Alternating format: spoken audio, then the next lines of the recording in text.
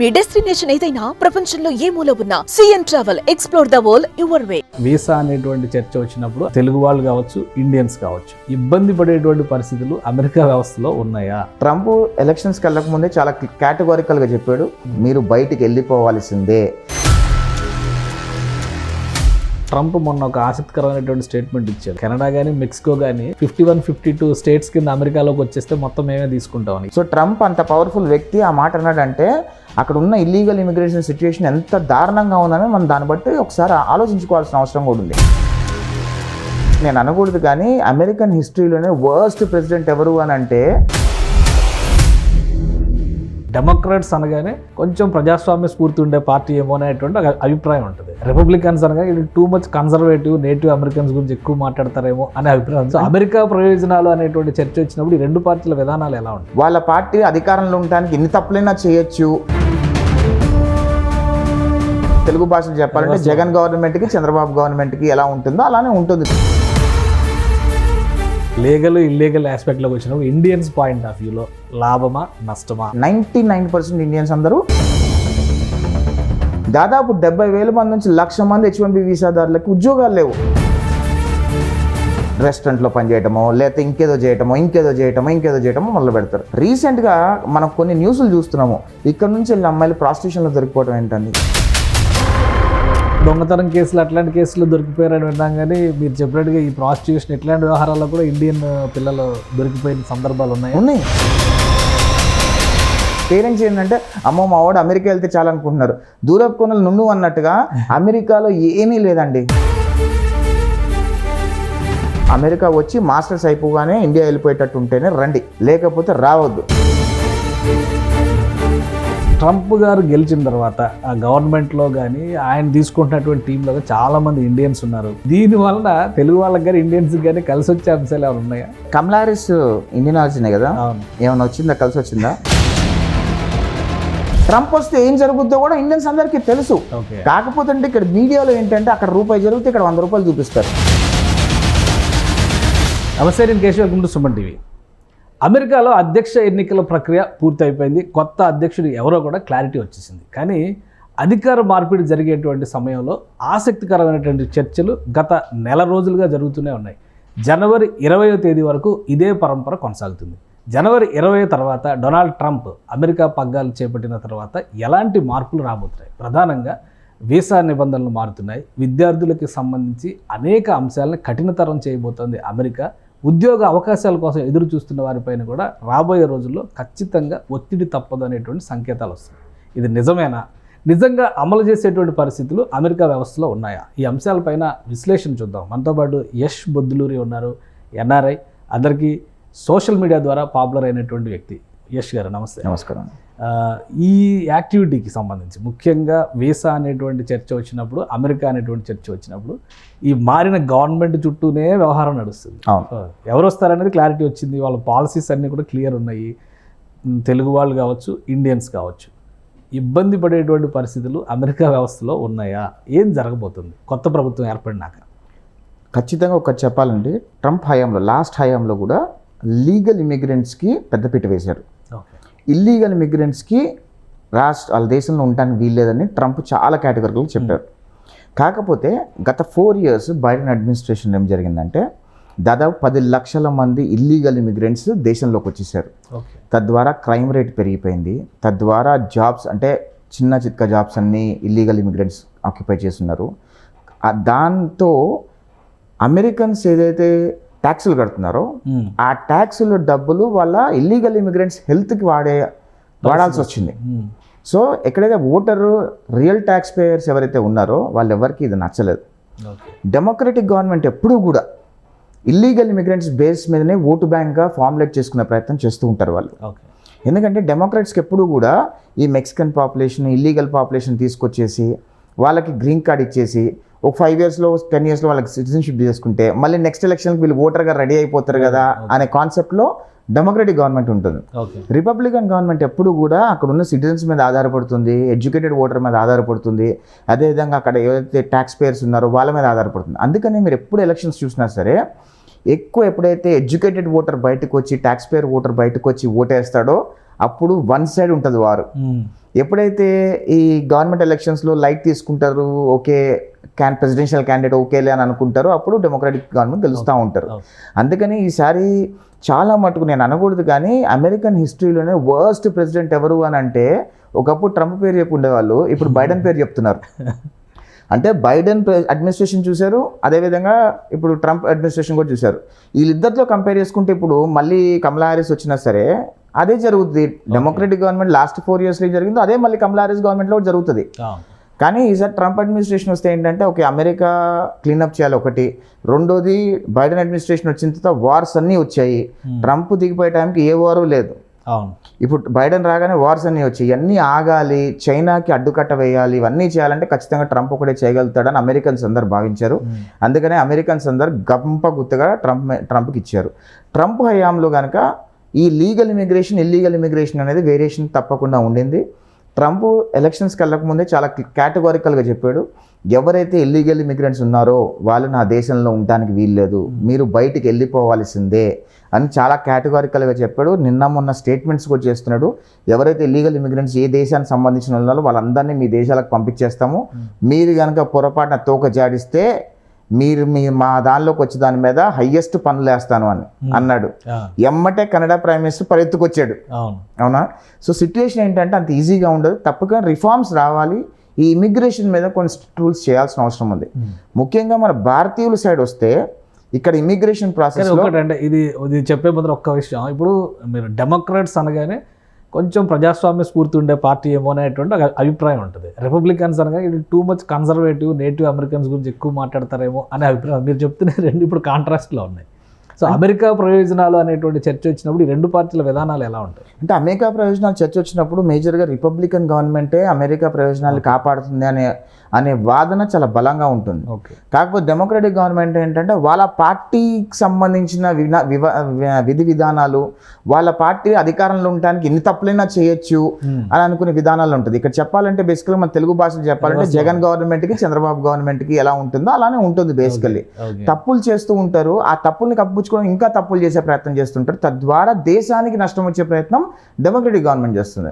ఈ Republican government చాలా straight forward ఉంటుంది, దీనిలో ఎటువంటి బేసిసాలు ఉండవు. మా దేశం బాగుండాలి, పక్కోడు ఎటుపోయినా పర్వాలేదు, మా దేశం బాగుండాలనే కాన్సెప్ట్ లో వాళ్ళు. అదే ట్రూ అమెరికన్ స్పిరిట్ అంటున్నాడు, అందుకే బీ అమెరికన్ బై అమెరికన్ అంటారు కదా ఈసారి స్లోగన్స్ అన్నింటిలో కూడా ట్రంప్. ఇప్పుడు మాలాంటి వాళ్ళు అమెరికా వెళ్ళినా సరే మేము వెళ్ళినప్పుడు ఏంటి డెమోక్రటిక్గా ఉన్నాం, ఎందుకంటే మమ్మల్ని అమెరికాలో ఆహ్వానించారు, సో మేము డెమోక్రటిక్గా ఉన్నాం.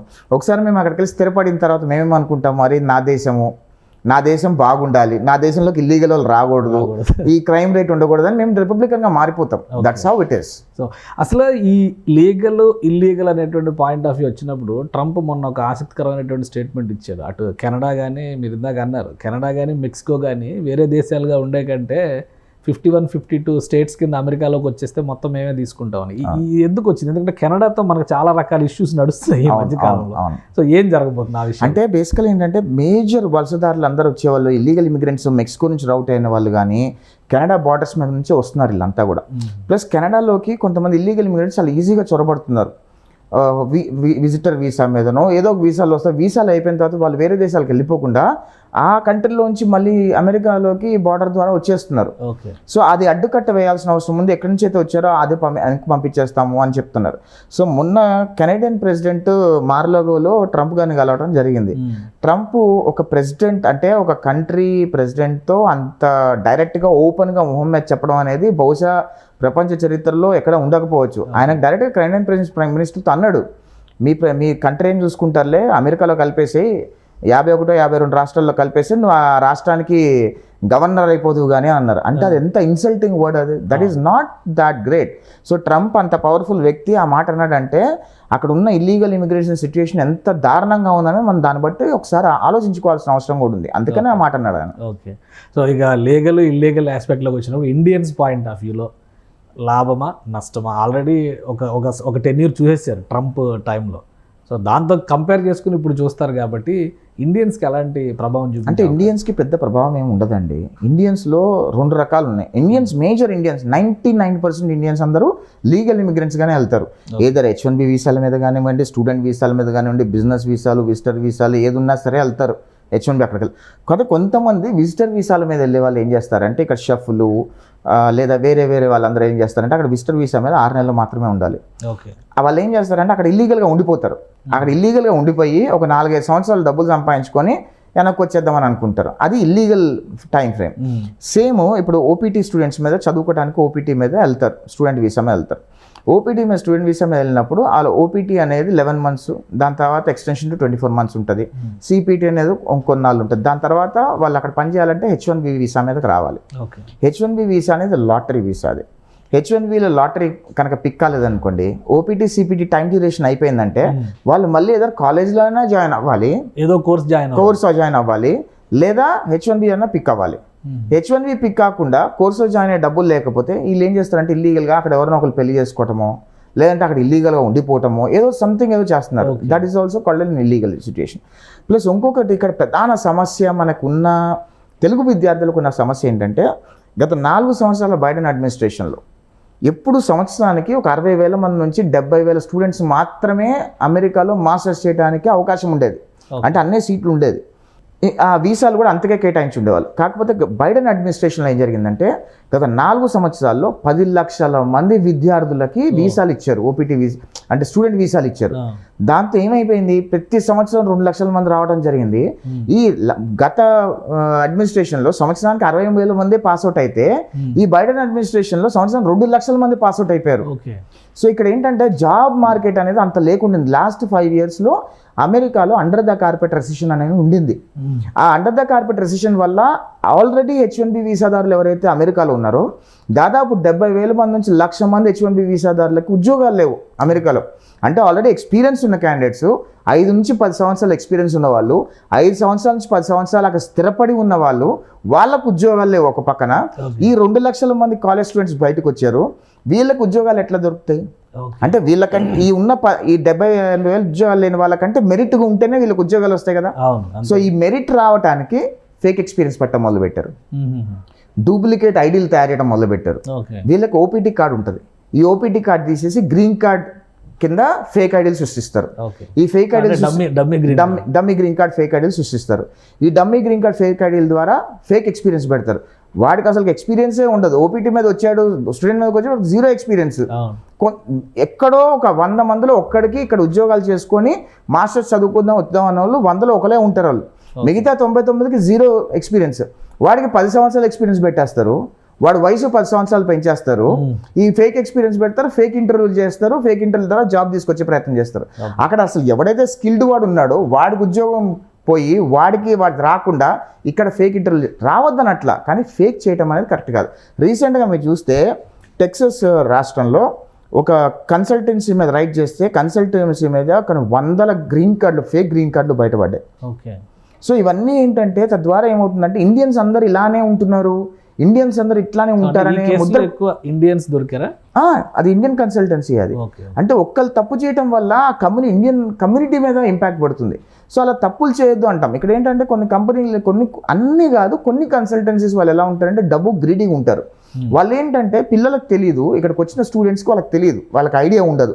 వాళ్ళు ఏంటి నాకు జాబ్ రావాలి అని అనుకుంటారు.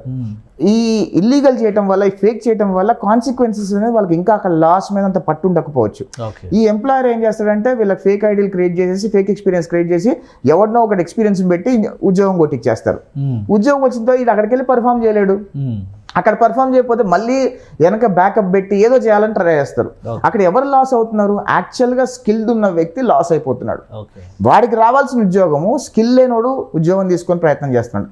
తద్వారా ఏమవుతుంది, క్లయింట్ ఎప్పుడో తెలుసుకుంటాడు వీడు ఫేక్ పెట్టాడని చెప్పి. ఈ ఫేక్ పెట్టాడని తెలుసుకోవడం వల్ల ఆ కమ్యూనిటీ మీద అందరూ అంటే ఇండియన్ ఇంటర్వ్యూకి వస్తున్నాడంటే అమ్మ ఈడు మళ్ళీ ఫేకే చేస్తాడేమో అని కాషియస్ పెరిగిపోతుంది. ఇవన్నీ కూడా మన ఇండియన్ కమ్యూనిటీలో ఉన్న కొంతమంది చేసే తప్పుల వల్ల ఇండియన్ కమ్యూనిటీ మొత్తం ఇంపాక్ట్ అవుతుంది. ఇండియన్స్లో కూడా ఇల్లీగల్ అనేది చాలా తక్కువ, ఇండియన్స్కి ఇంపాక్ట్ ఉండదు. ఇండియన్స్ ఎవరైనా ఇండియన్ అనే కాదు, ఏ కంట్రీ వాడైనా సరే అమెరికాలోకి లీగల్గా వెళ్ళి లీగల్ డాక్యుమెంటేషన్తో వెళ్ళి అక్కడ లీగల్గా ఉద్యోగం చేసుకున్నోడికి ఎవ్వరికి ఏమీ కాదండి. ఎవడైతే ఇల్లీగల్ ఇమిగ్రెంట్స్ ఉన్నారో, ఎవరైతే తప్పుదారులు చేయాలనుకుంటున్నారో వాళ్ళకే ప్రాబ్లమ్స్ ఉంటాయి. కానీ H1B వీసాలు తగ్గించేస్తారు, నంబర్ తగ్గించేస్తారు. రాబోయే రోజుల్లో ఆప్షన్ సిస్టమ్ అంటే లాటరీ సిస్టంలో కూడా చాలా మార్పులు చేయబోతున్నారు. దీనివలన ఇండియన్స్ లాస్ అవుతారు అనేటువంటిది ఒక చర్చ నడుస్తుంది. అలాంటిది ఏమన్నా ఉందా? అది కూడా ఓన్లీ భ్రమ? H1B వీసా లాటరీ నెంబర్స్ తగ్గిస్తారని ట్రంప్ ఎక్కడా చెప్పలేదు. ఓకే, ఖచ్చితంగా లాటరీ ఆల్రెడీ స్క్రూటనైజ్ చేస్తున్నారు గట్టిగానే. ఒకప్పుడు ఏం జరిగేదంటే లాస్ట్ ఇయర్ వరకు కూడా ఒక్కొక్క క్యాండిడేట్ ఇక్కడ నుంచి కొంతమంది రావాలనుకున్న వాళ్ళు 5-6 కంపెనీల్లో H1B వేసేవాళ్ళు. అవును అవును, అంటే ఒకడే 5 అప్లికేషన్లు వేసి ఉండేవాడు. సో అదేం చేశారంటే లగులు తగ్గుతున్నారు. ఇప్పుడు ఈ స్ట్రీమ్ లైన్ ఏం చేశారంటే డేట్ ఆఫ్ బర్త్ త్రూ చేశారన్నమాట. ఒక అప్లికేషన్ వేయాలి. సో అది స్ట్రీమ్ లైన్ ఆల్రెడీ చేశారు. ఇంకా స్ట్రీమ్ లైన్స్ చేయాల్సిన అవసరం ఉంది H1Bsలో. కాకపోతే America is truly dependent on immigrant అండి. స్కిల్ అంతా కూడా అమెరికాలో హై స్కిల్ అంతా కూడా majority 80-90% of the high skill tech skill మొత్తం కూడా ఇండియా నుంచే వస్తుంది. దాని తర్వాత చైనా, దాని తర్వాత మిగతా ఏ కంట్రీస్ అయినా. ఇప్పుడు చైనా వాళ్ళు కూడా టెక్నాలజీలో చాలా ఫాస్ట్ ఉన్నారు. ఇప్పుడు మనం ఒకప్పుడు లాస్ట్ 10-20 ఇయర్స్లో మనం ఎంత టెక్నాలజీలో అప్గ్రేడెడ్గా ఉన్నాము. ఒక కంపెనీకి వెళ్తే 4 CEOల్లో 2 CEOలు ఇండియన్స్ ఉండేవాళ్ళు. ఇప్పుడు అమెరికాలో కంపెనీస్లో 10 కంపెనీస్ తీసుకుంటే ఒకటి చైనీస్ ఉంటున్నాడు CEO కింద. సో వాళ్ళు కూడా అంతే వేగంగా పుంజుకొని వస్తున్నారు. సో ఇండియా చైనా కూడా చాలా టెక్నాలజికల్గా చాలా ఫాస్ట్ ఫేస్లో ఉన్నారు వాళ్ళు కూడా. సో ఖచ్చితంగా ఇవన్నీ ఏంటంటే H1B వీసాలు ఏ స్ట్రీమ్ లైన్ చేసినా అది ఖచ్చితంగా వాళ్ళ కంట్రీకి అనుకూలంగా స్ట్రీమ్ లైన్ చేయాలి. మాలాంటి వాళ్ళు కూడా ఏమనుకుంటారంటే ఖచ్చితంగా స్ట్రీమ్ లైన్ అవ్వాల్సిన అవసరం ఉంది. ఎందుకంటే ఒరిజినల్గా స్కిల్ ఎవడు ఉన్నాడో వాడికి ఉద్యోగం రావాలి కదా. స్కిల్ లేనోడికి, ఎగ్జాంపుల్ లేనోడికి ఎందుకు? నేను అందుకే చాలామందికి ఇక్కడ నా వీడియోల ద్వారా కానీ నేను ఏం చెప్తూ ఉంటానంటే, చాలామంది పేరెంట్స్కి మేజర్గా అపీల్ చేసేది ఏంటంటే, మీరు మీ పిల్లల్ని మాస్టర్స్ చదివటానికి పంపించండి, దానిలో ఎటువంటి ఇబ్బందులు లేవు. కాకపోతే మీ పిల్లోడు మాస్టర్స్ అయిపోయిన అక్కడే సెటిల్ అయిపోవాలి. ఇక్కడ మాస్టర్స్ కోసం వచ్చినప్పుడు 30 లక్షలు 40 లక్షలు లోన్లు తీసుకొని వస్తారు. ఆ లోన్లు నువ్వే కట్టుకోవాలరా అంటారు పిల్లోడు. వాడేమంటాడు, మా అమ్మ నాన్నని ఇబ్బంది పెట్టడం ఎందుకని చెప్పి అక్కడ జాబ్స్ లేకపోతే ఇల్లీగల్ జాబ్ చేయడం మొదలు పెడతాడు. రెస్టారెంట్లో పని చేయటమో, లేకపోతే ఇంకేదో చేయటమో మొదలు పెడతారు. అవన్నీ ఇల్లీగల్ అదంతా కూడా. రీసెంట్గా మనం కొన్ని న్యూస్లు చూస్తున్నాము. ఇక్కడ నుంచి వెళ్ళిన అమ్మాయిలు ప్రాస్టిట్యూషన్లో దొరికిపోవడం ఏంటంది. ఎంత ఘోరం అది, ఎంత అన్యాయం అది. ఎందుకు అది? ఎందుకంటే వాళ్ళ తప్పులు కూడా ఉన్నాయని నేను జడ్జ్ చేయట్లేదు. కాకపోతే ఏంటంటే వాళ్ళు ఏమనుకుంటారు, మా అమ్మ నాన్నలు 30-40 లక్షలు లోన్ తీసుకొచ్చి నన్ను చదవడం పంపారు, ఆ లోన్ తీర్చుకోవడానికి తప్పుదారులు దొక్కుతున్నారు. దొడ్డుదారులు దొక్కడం వల్ల ఏమవుతుంది, డిపార్ట్మెంట్ ఆఫ్ హోమ్ల్యాండ్ సెక్యూరిటీయో లేదా ఐస్ ఏజెంట్స్లో కళ్ళబడతారు. వాళ్ళు ఇమీడియట్గా అరెస్ట్ చేశారంటే వాళ్ళు ఇంకా బయటికి రావడం కూడా కుదరదు. వీళ్ళు ఇక్కడ పిల్లలు అరెస్ట్ అయిపోతారు. ఇక్కడ తల్లిదండ్రుల ఆవేదన ఉంటుంది. ఇక్కడ తల్లిదండ్రులు ఏం చేస్తారు, లోకల్ ఎమ్మెల్యేలను మినిస్టర్ రీచ్ అవుట్ అవుతారు. ఆ మినిస్టర్లు ఏంటంటే అక్కడ ఉన్న తెలుగు సంఘాల అధ్యక్షులను రీచ్ అవుట్ అవుతారు. తానా అధ్యక్షుడు నరేన్ కొడాలి గారినో, లేదా వేరే అధ్యక్షులు GWTCS అధ్యక్షుడు కృష్ణ ల్యామ్ గారినో ఎవరినో ఇట్లాంటి వాళ్ళు రీచ్ అవుట్ అవుతారు. ఇప్పుడు వాళ్ళు ఏం చేయాలి, ఆబ్లిగేషన్ మీద ఆ పిల్లోడు వెనక పరిగెత్తాల్సి వస్తుంది. ఆ పిల్లోడిని కోర్టులోని జైల్లోని బయటకు తీసుకురావడానికి మినిమం $10,000-15,000 ఖర్చు అవుతుందండి. ఇది ఎవరు పెట్టుకోవాలి? 15,000 ఎవరు పెట్టుకోవాలి? ఆర్గనైజేషన్ ఎందుకు పెట్టాలి ఆ పిల్లోడి మీద? ఆ పిల్లోడు చేసిన తప్పుకి ఈ తెలుగు సంఘాల ఆర్గనైజేషన్స్ ఎందుకు డబ్బులు పెట్టాలి? పాయింటే కదా. సో ఇవన్నీ కూడా చాలా కాంప్లికేషన్స్ ఉన్నాయి. ఖచ్చితంగా ఇప్పుడున్న సిచ్యుయేషన్లో అయితే, ఇప్పుడు నెక్స్ట్ 2 years అయితే ఖచ్చితంగా మాస్టర్స్ చదువుకోవడానికి వాళ్ళు అమెరికా వచ్చి మాస్టర్స్ అయిపోగానే ఇండియా వెళ్ళిపోయేటట్టు ఉంటేనే రండి, లేకపోతే రావద్దు. ఎందుకంటే ఆల్రెడీ 10 లక్షల మంది విద్యార్థులు ఎవరైతే మాస్టర్స్ చదువుకోవడానికి వచ్చారో వాళ్ళందరూ ఉద్యోగాల కోసం వెయిట్ చేస్తున్నారు. వాళ్ళందరికీ ఉద్యోగాలు రావాలి. ఆల్రెడీ H1B వీసాల మీద ఎవరైతే ఉద్యోగాలు కోల్పోయారో వాళ్ళకు ఉద్యోగాలు రావాలి. ఇవన్నీ సబ్సిడైజ్ అవ్వాలంటే నెక్స్ట్ 2 to 3 years టైం పడుతుంది. అమెరికా ఎట్లుంటుంది, సిచ్యువేషన్ ఎట్లుంటుందో తెలియదు. బైడెన్ అడ్మినిస్ట్రేషన్లో అండర్ ద కార్పెట్ రెసిషన్ అయితే చాలా గట్టిగా ఉండింది. స్టాక్ మార్కెట్స్ చూశారు, అన్నీ కూడా క్రాష్. ఇప్పుడు ఈ మధ్య ట్రంప్ వస్తున్నాడని తెలిసిన తర్వాత స్టాక్ మార్కెట్స్ కూడా అప్ అయ్యాయి. ఇక రెసిషన్ అనేది నాకు తెలిసిన మటుకైతే ట్రంప్ రెసిషన్ రానివ్వడు. ఎందుకంటే ఫైనాన్షియల్ స్టెబిలిటీ తీసుకొస్తాడు, స్టాక్ మార్కెట్ నక్ చేస్తారు. అదేవిధంగా ఎలా ఉంటుంది అనేది నెక్స్ట్ ఒక ట్రంప్ వచ్చిన 3-4 monthsకి మనకు ఫుల్ క్లియర్ పిక్చర్ వస్తుంది. దాని తర్వాత డెసిషన్స్ తీసుకోవాలని ప్రతి పేరెంట్ కూడా నేను అపీల్ చేస్తున్నాను. ఎందుకంటే వాళ్ళ పిల్లల మంచి కోసమే చెప్తాను తప్పితే వాళ్ళు అమెరికా వస్తే ఏముండేది. మాకే చాలా చోట్ల దొంగతనం కేసులు అట్లాంటి కేసులు దొరికిపోయారని విన్నాం. కానీ మీరు చెప్పినట్టుగా ఈ ప్రాస్టిట్యూషన్ ఇట్లాంటి వ్యవహారాల్లో కూడా ఇండియన్ పిల్లలు దొరికిపోయిన సందర్భాలు ఉన్నాయి. ప్రాస్టిట్యూషన్ కేసులు దొరికిపోయిన సందర్భాలు ఉన్నాయి. ఇక్కడ దొంగతనాలు, ఇవన్నీ ఫెడరల్ క్రైమ్స్ అండి. ఇవన్నీ ఇప్పుడు ఒక ఉద్యోగం తెచ్చుకోవడానికి ఒక ఫేక్ ఐడి క్రియేట్ చేసినా అది కూడా ఫెడరల్ క్రైమ్. అది లేదా ఒక టెక్నాలజికల్ గా అమెరికా చాలా అడ్వాన్స్డ్ అంటారు కదా, ఫేక్ ఐడీలు తయారు చేసి మన దగ్గర ఎలా చేస్తున్నారు అక్కడ కూడా ఆల్మోస్ట్ అలానే జరుగుతున్నట్టు అనిపిస్తుంది. మీరు చెప్పారు మన ఇండియన్స్ తీసుకొచ్చారు, అది మన వాళ్ళు అక్కడ ఇంప్లిమెంట్ చేశారు. ఇక్కడ పాన్ కార్డు ఈ జిరాక్స్ సెంటర్లో ఎట్లయితే చేస్తారో అక్కడ ఒక కన్సల్టెన్సీలో పెట్టేసుకొని చేసేస్తున్నారు. అది అంటే వాళ్ళు ఏం చేస్తారంటే ఫేక్ ఐడీలు క్రియేట్ చేసి తద్వారా జాబ్ కొట్టే ప్రయత్నం చేయరు. ఇక్కడ ఏం జరుగుతుందంటే 2 థింగ్స్ అండి. ఫేక్ ఐడి క్రియేట్ చేసి ఫేక్ ఎక్స్పీరియన్స్ పెట్టి ఇంటర్వ్యూ వరకు వస్తారు. ఇంటర్వ్యూ క్రాక్ అయిపోయిన తర్వాత ఒరిజినల్ ఐడీలు పెట్టేస్తారు మళ్ళీ. ఒరిజినల్ ఐడీల ద్వారానే బీజీవీ అయిపోతుంది, ఒరిజినల్ ఐడీల ద్వారానే వాళ్ళకి అన్నీ వస్తాయి. కానీ ఇంటర్వ్యూ ప్రాసెస్ స్టార్ట్ అయ్యే దగ్గర నుంచి ఇంటర్వ్యూ ప్రాసెస్ ఎండ్ అయ్యి సెలెక్షన్ అయ్యే వరకే ఫేక్ ఐడీస్ ఉంటాయి. అది ఎందుకంటే ఈ 2 డిఫరెంట్ వింగ్స్ ఇది. ఈ వింగ్లో ఏంటంటే ఇంటర్వ్యూ ప్రాసెస్ అంతా కూడా డైరెక్ట్ హైరింగ్ మేనేజర్స్కి వస్తాయి. అక్కడెక్కడ కూడా లీగల్ ఇన్వాల్వ్ కాదు, హెచ్ఆర్స్ ఎక్కువ involve car. Direct vendor to client. ఈ వెండర్ టు క్లయింట్ వచ్చే టైంలో క్లయింట్ ఏమనుకుంటాడు, వెండర్ అంతా చూసుకుంటున్నాడులే అని అనుకుంటాడు, రైట్? సో క్లయింట్ అదే మైండ్ సెట్లు ఉంటారు. వీళ్ళు క్లియర్ అయిపోయాడు, ఓకే ఈ పర్సన్ని నేను కేశవ్ గారిని సెలెక్ట్ చేశానని చెప్పాను అనుకోండి. కేశవ్ గారు అనుకున్న వెండరు బ్యాక్గ్రౌండ్ వెరిఫికేషన్ చేయాలి. ఆ బ్యాక్గ్రౌండ్ వెరిఫికేషన్లో ఒరిజినల్ ఐడీలే ఉంటాయి మళ్ళీ. ఈ వెండరు ఇక్కడ ఉన్న వాళ్ళు వెండర్ కుంభక్ అయిపోతాడు, క్లయింట్కి తెలియదు ఈ సంగతి. సో ఇవన్నీ చాలా కాంప్లికేషన్స్ ఉన్నాయి. అంటే these are layers of complications, layers of cheating what they been doing. Just because కొన్ని కంపెనీలు చేయడం వల్ల అన్ని ఇండియన్ కంపెనీస్ మీద ఇంపాక్ట్ అవుతుంది. అందరికి కూడా ఇదే ముద్ర వేస్తున్నారు. అది మంచిది కాదు. Whenever you go to Roman, be a Roman అంటారు యాక్చువల్గా. So when you're in America లాస్కి రెస్పెక్ట్ చేసి అక్కడ ఉన్న లాస్ ప్రకారం, అక్కడ ఉన్న వీసాల ప్రకారం అక్కడ మనం నడుచుకుంటే మనకు అక్కడ రెస్పెక్ట్ఫుల్గా ఉంటుంది. ఒకప్పుడు ఇండియన్స్ వచ్చి ఇక్కడ పనిచేస్తున్నారంటారే, వీళ్ళు మా దేవుడు రాయడమ్మ, వీళ్ళు మా కంట్రీలో రెవెన్యూ జనరేట్ చేయడానికి వచ్చారని ఒక ఐటీ వాళ్ళని చూసి ఎంత గొప్పగా మాట్లాడుకున్నారు. ఇప్పుడు ఏ స్టేజ్కి వచ్చేసాం మనం, అవన్నీ ఆలోచించుకోమని చెప్పి పేరెంట్స్ కూడా చెప్పాల్సిన అవసరం ఉంది. పేరెంట్స్ని ఎడ్యుకేట్ చేయాలి, కిడ్స్ని కాదు ఎడ్యుకేట్ చేయాల్సింది. పేరెంట్స్ ఏంటంటే అమ్మో మా వాడు అమెరికా వెళ్తే చాలనుకుంటున్నారు. దూరపు కొనలు నుండు అన్నట్టుగా అమెరికాలో ఏమీ లేదండి. అమెరికా పని అయిపోయింది. అక్కడ ఏం లేదు. ముందున్నంత సంపాదన కానీ, ముందున్న ఇన్కమ్ కానీ, ముందున్నంత అక్కడ ఉంది కానీ ఏమీ లేదండి. అక్కడ లైఫ్ స్టైల్ ఒకటే బాగుంటుంది అంతే. సంపాదన అన్నీ కూడా ఇండియా ఈజ్ మోర్ వెల్కమింగ్. నా అంచనా ప్రకారం అయితే next 10 years India would be the fastest growing country in the world అవుతుంది.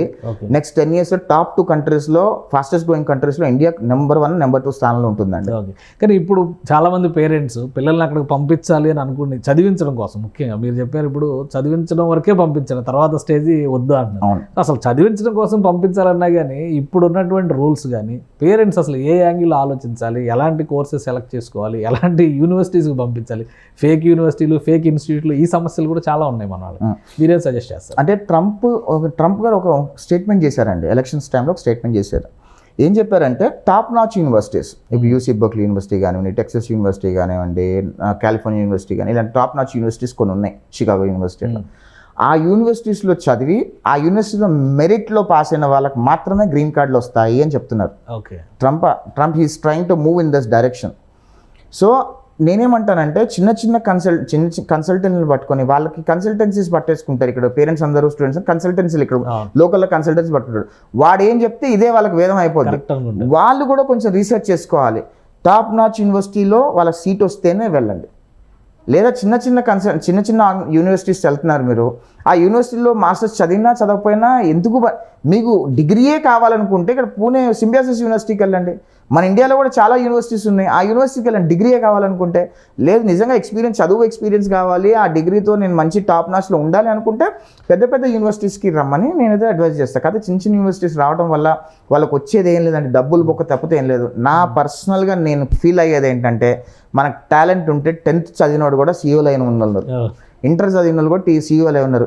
ఇక్కడ ఇంజనీరింగ్ చదువుకొని శుభ్రంగా మంచి టెక్నాలజీ నేర్చుకొని శుభ్రంగా ఇక్కడ ఉద్యోగాలు చేసుకుంటే బొచ్చుడు ఉద్యోగాలు ఉన్నాయి హైదరాబాద్లో, బెంగళూరులో. రేపు మాపు ఆంధ్రాలో కూడా భయంకరమైన కంపెనీలు వస్తున్నాయి, అక్కడ కూడా ఉద్యోగాలు దొరకబోతున్నాయి. సో ఇక్కడ చదువుకోవటం, ఇక్కడ ఉండడమే బెటర్ అని నేను అనుకుంటా. డబ్బులు ఎక్కువ ఉన్నాయంటే తప్పకుండా పంపించండి అమెరికాలో, చదువుకుంటాడు, 2 సంవత్సరాలు ఎంజాయ్ చేసి వస్తారు. కానీ మీరు మిడిల్ క్లాస్ వాళ్ళు కొంచెం లోన్లు తీసుకొని చేస్తున్నారంటే కనుక ఒకసారి ఆలోచించమని అయితే నేను చెప్తానండి. ఎందుకంటే దట్స్ రియలీ నాట్. గవర్నమెంట్స్ కూడా సపోర్ట్ చేస్తున్నాయి కదా. ఇప్పుడు ఫారిన్ ఎడ్యుకేషన్కి సంబంధించి ఏపీ గవర్నమెంట్ ఇస్తుంది, తెలంగాణ గవర్నమెంట్ ఇస్తుంది, విదేశీ విద్యకు వెళ్తే పిల్లలకి సపోర్ట్ చేస్తున్నారు అనేటువంటి అభిప్రాయం. సో ఒక అడ్వాంటేజ్ ఉంది కాబట్టి ఉపయోగించుకుందాం అనే ఆలోచనతో వెళ్ళే వాళ్ళకి మీరు ఇచ్చే అడ్వైజ్ ఎంతమందికి ఇస్తారంటే గవర్నమెంట్ వాళ్ళు 100 మందికి ఇస్తారు. గవర్నమెంట్ అనేది ఏంటంటే అది నా పర్స్పెక్టివ్లో, నా థాట్ ప్రాసెస్లో ఏ పాలసీ అయినా ఏదైనా సరే గవర్నమెంట్ ఇచ్చే పాలసీ కూడా వాడికి గవర్నమెంట్ ఏం డిజైన్ చేస్తుంది, 100లో 95 మార్కులు వస్తేనే నేను వీడిని ఫారెన్ పాలసీ పంపిస్తా అంటారు. ఎంతమందికి వస్తాయి 95%? ఆ 95% వచ్చిన వాళ్ళందరూ చిన్న యూనివర్సిటీస్కి రారుగా, అందరు పెద్ద యూనివర్సిటీస్కి వెళ్తారుగా. వాళ్ళ ఎవరైతే టాప్ నాచ్ క్రీమ్ లేయర్ ఉంటుందో వాళ్ళు యూటిలైజ్ చేసుకుంటారు. అది కూడా వాళ్ళ రిజర్వేషన్స్ అవి ఇవి ఉన్నాయి. కానీ ఇక్కడైతే నాన్ క్రీమ్ లేయర్ ఎవరైతే ఉంటారో 60%, 70-80% వాళ్ళు ఎవరైతే ఉంటారో వాళ్ళందరికీ కూడా అక్కడ టాప్ నాచ్ యూనివర్సిటీలో సీట్లు రావాలని గ్యారంటీ లేదు కదా. వాళ్ళందరూ చిన్న university, middle universities, low middle universities ఏదో అక్కడ నేను చెప్తానండి, Virginia institute of university VIU some ఏదో యూనివర్సిటీ ఉంది, అదో చిన్న రూమ్లో యూనివర్సిటీ, అది చిన్న ఒక రూమ్లో యూనివర్సిటీ ఉంటుంది. ఆ రిజిస్ట్రేషన్ చేసుకున్నాడు. అమెరికా రావడం కోసం ఇక్కడున్న కన్సల్టెన్సీలు అందరూ కలిసి ఆ యూనివర్సిటీకి పంపిస్తారు. ఓకే, ఆ యూనివర్సిటీకి పంపించి ఎలా తెలుస్తుంది మరి ఇది ఫేక్ యూనివర్సిటీ, ఇది మంచి యూనివర్సిటీ? నేను అదే అంటున్నా, ఇప్పుడు తెలుగు సంఘాల వాళ్ళు మేము చాలా అప్రోచబుల్గా ఉన్నామండి. మీరు ఒకసారి గూగుల్లో టైప్ చేసి greater Washington Telugu association, greater Washington Telugu సంఘం, కల్చరల్ సంఘం అని GWTCS అని ఉంది. మీరు దానిలోకి వెళ్తే దానిలో ప్రెసిడెంట్ పేరు ఉంటుంది, ఆయన కింద ఫోన్ నెంబర్ ఉంటుంది. Okay, Telugu association North America TANA Google type చేశారనుకోండి, అక్కడికి వెళ్తే నరేన్ కొడాలి ప్రెసిడెంట్, ఆయన కింద పేరు ఉంటుంది. ఆ ప్రెసిడెంట్ గారు డైరెక్ట్ కాల్ చేయొచ్చు. మీరు కాల్ చేసి సార్ ఇట్లా ఉంది అనుకోండి, ఆయన పలానా ఈ బాడీస్కి ఎవరైతే ఉన్నారో పలానా వాళ్ళకి కాల్ చేయండి అని చెప్పి ఆ నెంబర్ ఇచ్చేస్తారు. మీరు డైరెక్ట్గా అక్కడికి వెళ్ళి మాట్లాడుకోండి, అయిపోయి సింపుల్ ఇన్ఫర్మేషన్ వస్తుంది కదా. తెలుగు సంఘాల వాళ్ళు మీకు నోటీసబుల్ ఉన్నారు, అప్రోచబుల్ ఉన్నారు. తెలుగు సంఘాల అధ్యక్షుల దగ్గర నుంచి ఆ వెబ్సైట్లోకి వెళ్తే ఏ శాఖకి ఎవరున్నారు, అఫిలియేటెడ్ ఎవరున్నారు అనేది క్లియర్గా ఉన్నాయి. అవన్నీ కూడా మీరు ఒక్క ఫోన్ కాల్ చేసి సార్ మాకు ఈ హెల్ప్ కావాలి అంటే మేము చేస్తాం కదా, ఇన్ఫర్మేషనే కదా మేము ఇచ్చేది, మా డబ్బులు మేము ఇవ్వట్లేదు కదా, ఇవ్వడానికి మేము సిద్ధంగా ఉన్నాం కదా, యూటిలైజ్ చేసుకోండి. ఎవరైనా కానీ అప్రోచ్ అవ్వచ్చు. అఫ్ కోర్స్ ఆల్ నేను చెప్తున్నాను, especially TANA GWTCS is very much approachable. Greater Washington Telugu cultural Sangam అనేది యుఎస్లో ఫస్ట్ ఆర్గనైజేషన్ అండి, ఫస్ట్ తెలుగు ఆర్గనైజేషన్. అది రీసెంట్గా 50 years సెలబ్రేషన్ చేసుకుంది. రీసెంట్గా 50 years కృష్ణాలయం గారు ఆధ్వర్యంలో.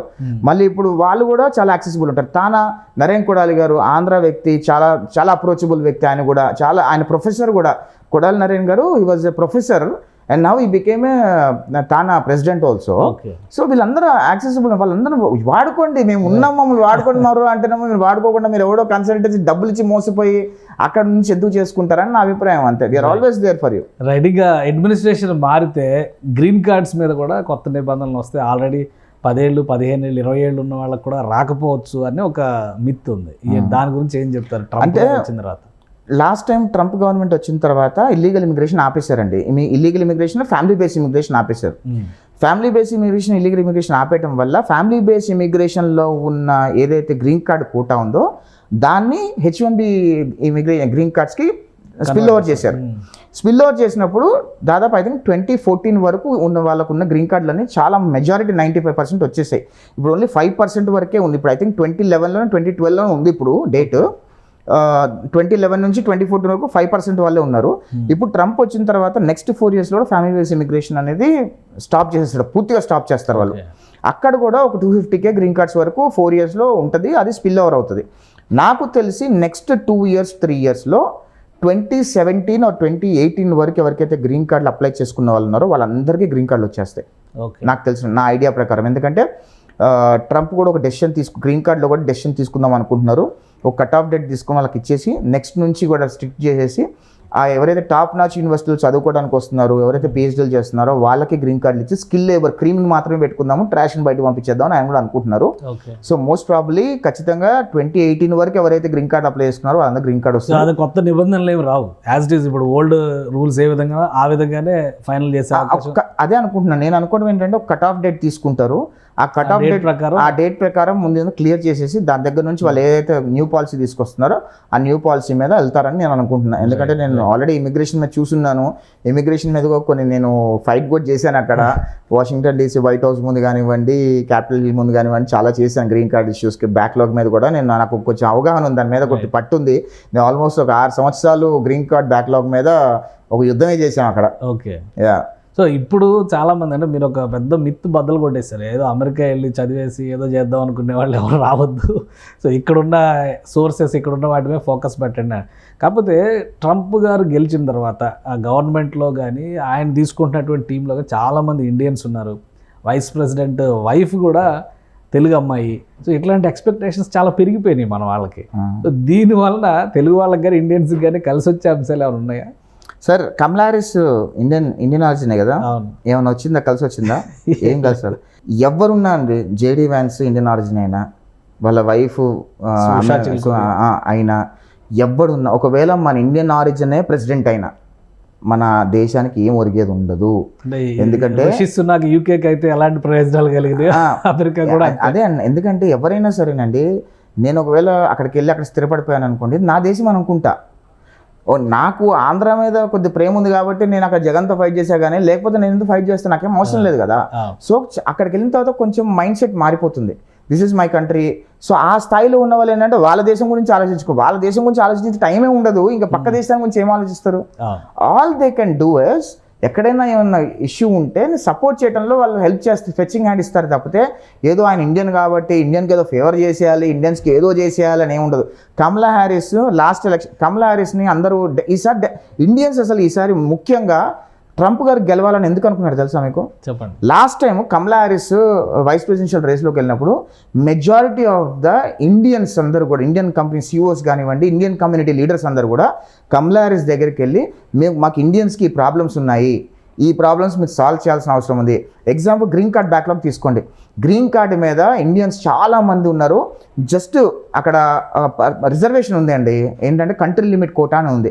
ఈ కంట్రీ లిమిట్ కోటా అనేది ఒకటి తీసేస్తే ఫేర్ ఉంటుంది, ఇండియన్స్కి గ్రీన్ కార్డులు వస్తే చదువుకున్న వాళ్ళకి మీకు.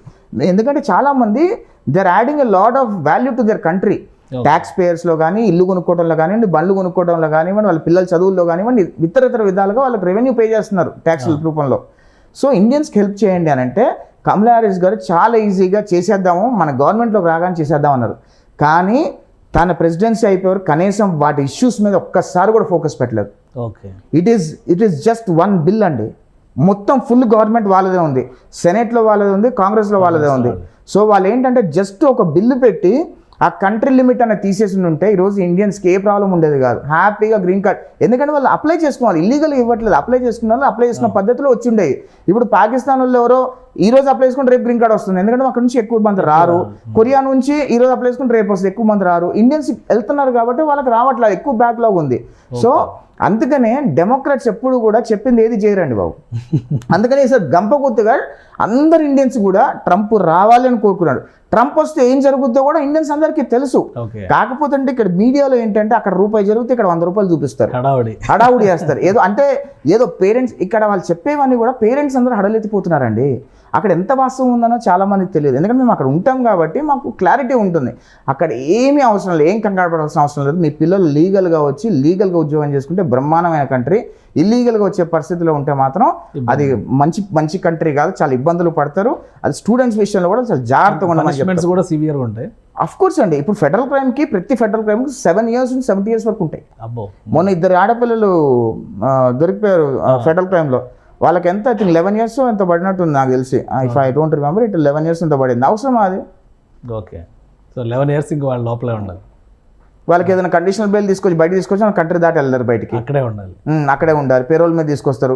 వాళ్ళకి కాళ్ళకు ఒక అదేస్తారు, సిలువు ట్యాగ్ టైప్ వేస్తారు, ఇక్కడ మీటర్ వేస్తారు. వాళ్ళు ఎక్కడికి వెళ్ళినా వాళ్ళకి తెలుస్తుంది, ట్రాకింగ్ అవుతుంది. ఇవన్నీ ఉంటాయి, అందుకనే not worth of it. So అంటే అది ఎలాంటి క్రైమ్ కి అలాంటి పనిష్మెంట్ ఉంటుంది. ఫెడరల్ క్రైమ్ ఇప్పుడు దొంగతనాలు చేశారు, ఇట్లాంటి వాటికి ఆ మధ్య కొంతమంది షాప్ లోకి వెళ్ళి లిఫ్టింగ్ అంతా చేశారు, అట్లాంటి వాటికి కూడా ఇంత సివియర్ ఉంటుంది అంటే డిపెండ్స్ అండి, వాళ్ళకి ఏ కేసుని బట్టి ఎట్లా ఉంటుంది. ఫెడరల్ క్రైమ్స్ అన్నీ కూడా సివియారిటీనే ఉంటాయి యాక్చువల్లీ. సో అవన్నీ కూడా 7 years 11 years అవన్నీ ఉంటాయి. కాకపోతే అవన్నీ ఎందుకు వేస్తారంటే ట్రాకింగ్ అన్నీ ఎందుకు వేస్తారంటే ఒకవేళ లెట్స్ బెయిల్ మీద బెయిల్ మీద బయటికి తీసుకొచ్చినామంటే మళ్ళీ కోర్టు వాయిదాకి వెళ్ళలేదు అనుకోండి, ఒక 2 మిస్ చేశారనుకోండి, మిస్డిమీనియర్ కిందకి వస్తుంది. ఒకసారి మిస్డిమీనియర్స్ ఇవన్నీ వచ్చినాయి అంటే కనుక ట్రాకింగ్ మళ్ళీ పట్టుకొని అరెస్ట్ చేస్తారు, అరెస్ట్ చేసి జైల్లో పెడతారు. మళ్ళీ బెయిల్ మీద బాండ్ మీద వచ్చినప్పుడు మీరు లాస్ట్ టైం ఇట్లా చేశారు కాబట్టి మీకు ట్రాకింగ్ పెడతామని చెప్తారు ఇంకా. సో అవన్నీ నాట్ వర్త్ అనిపిస్తుంది, ఎందుకంటే ఏముందండి వాళ్ళకి చేయటం, ఇల్లీగల్ యాక్టివిటీస్ చేయడం definitely not worth. Right. Thank you Yash గారు, మీ అభిప్రాయాలు తెలియజేసినందుకు. ఇది అమెరికాలో చాలా హాయిగా బతికేయచ్చు, చాలా అవకాశాలు ఉంటాయి అనేటువంటి భ్రమల కంటే కూడా నిజాయితీగా నీతిగా బతికితే మాత్రం అవకాశాలు ఖచ్చితంగా ఉంటాయని యశ్ విశ్లేషిస్తున్నారు. అలానే తల్లిదండ్రులు పిల్లల్ని అమెరికాలో చదివించాలనేటువంటి కోరిక ఉన్నప్పుడు వాళ్ళ స్థాయిని, స్తోమతని, అవకాశాలని, అలానే వాళ్ళ తెలివితేటలను కూడా దృష్టిలో పెట్టుకొని నిర్ణయాలు తీసుకోవాలన్నారు. కన్సల్టెన్సీలను నమ్ముకుంటే కనుక నట్టేట మునిగే ప్రమాదం ఉంటుంది. రాబోయే రోజుల్లో డొనాల్డ్ ట్రంప్ బాధ్యతలు తీసుకున్న తర్వాత కూడా లీగల్ ఇమ్మిగ్రెంట్స్కి ఎలాంటి సమస్యలు రావని చాలా క్లియర్గా చెప్తున్నారు. గత అడ్మినిస్ట్రేషన్లో కూడా ట్రంప్ అనేక విధానాలని అవలంబించిన ఇండియన్స్కి పెద్దగా సమస్యలు రాలేదని క్లియర్గా విశ్లేషిస్తున్నారు. ఇది స్పెషల్ డిస్కషన్. Keep watching.